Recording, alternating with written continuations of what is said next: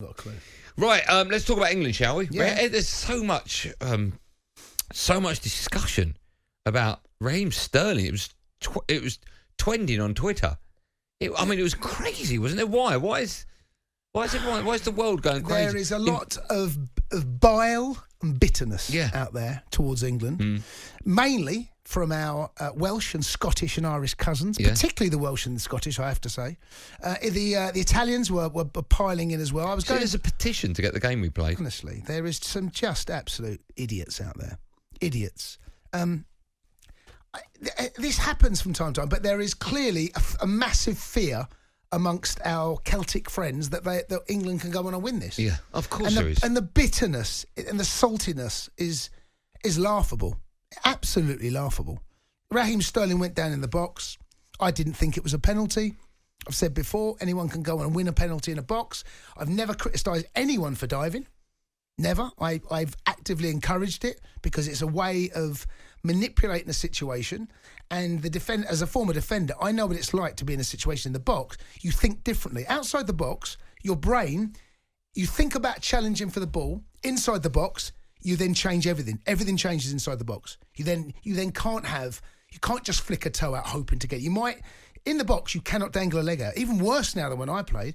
And if anyone allows Raheem Sterling to run at pace inside the box and get the ball past him, and in fact there were 3 players around him, any touch, no matter how slight, Raheem Sterling has got absolutely every right to go to ground. In my mind.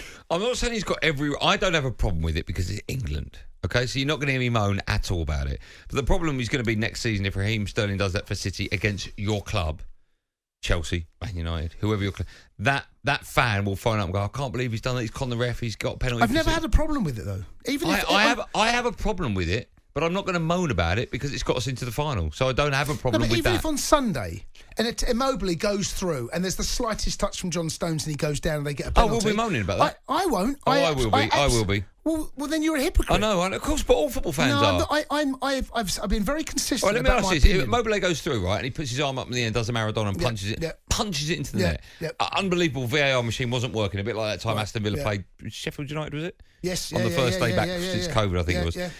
The machine's turned off. No one sees it. Yep. You see in the replay after the referees, he punched it in. Even worse than Maradona's. Yep. Will you come on National Radio and go, I haven't got a problem with it? Well, he's won who lifts the cup? See, I've got. Although we don't want to see it, but who lifts it? I know, but it doesn't sit easy with me. That's the thing. Well, it doesn't sit easy with me. But then you can't on one hand take it and then expect everyone else to. Do you feel like that if there's no contact and he goes down? Again, there was such little contact on Raheem Sterling. I'm not talking about Sterling because I haven't got a problem with what Raheem did because it's got us to the final, right? Yeah. I haven't got a problem at all with it. I do think there was minimal contact, but I do think there was something there, right? There was a coming together. Not enough. I don't think not enough to take him down, but I don't care, right? But do you have a problem with players having no contact whatsoever? For argument's sake, we were looking earlier on. We were looking at Michael Owen, right, against Argentina in 2002, right, and the one in 98. So 98 was Pochettino challenge, and there was minimal contact. The one in 2002, I can't remember who the challenge was. Oh, 2002 was Poch. But this one week, Michael Owen, clearly no contact whatsoever, and he dived, won the penalty, right? Have you got... No. You got nothing. As long as you get a penalty, it doesn't matter what you do. Yep. That's it. There's VAR there to sort it out. There's a referee there to sort it out. If they can't come to a conclusion and someone's allowed you... the Pochettino challenge, if you look back at it, it's a poor challenge inside the box. It's not a good challenge. The defender, you've got a defender in a position. This what always frustrates me about fans is that let's go back to yesterday's game. Go on. Okay, the 3 defenders that were in the box. Why is it Sterling's job to stay on his feet when it's the defender's job not to put him in a position that he can then manipulate? Don't dangle your foot but it's out. contact sport. It is a contact sport, but why is it always perceived that the attacker is the one that's cheating? Yet when a defender puts his arm across or grabs a shirt in the box or perhaps just uses his upper body just to shove him in the back. Because why do you never hear that word being used with defenders but only attackers? Because I think the question comes down to whether or not, for argument's sake, I don't want to keep mentioning Raheem Sterling because I I haven't got a problem with what he did because it got us to the final. But it comes down to whether or not a player makes a conscious decision to go down. If you get an arm come across your a leg or whatever, and it takes you down, it takes away your momentum, nothing you can do, and you end up falling over.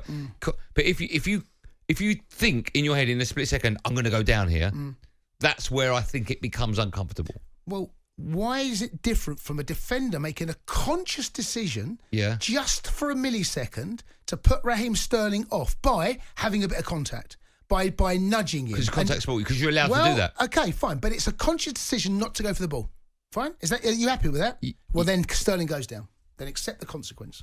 Okay, the two things you've said don't join up. They do, in my mind. They do, and they do in the referee's mind, and they do on VAR's mind. That's how I see last night's We'll take calls on that and anything, of course, connected to England. 08717223344. The Sports Bar with Andy Goldstein and Jason Cundy. Monday to Thursday night from 10 on AM, on DAB, via the talkSPORT app and on your smart speaker.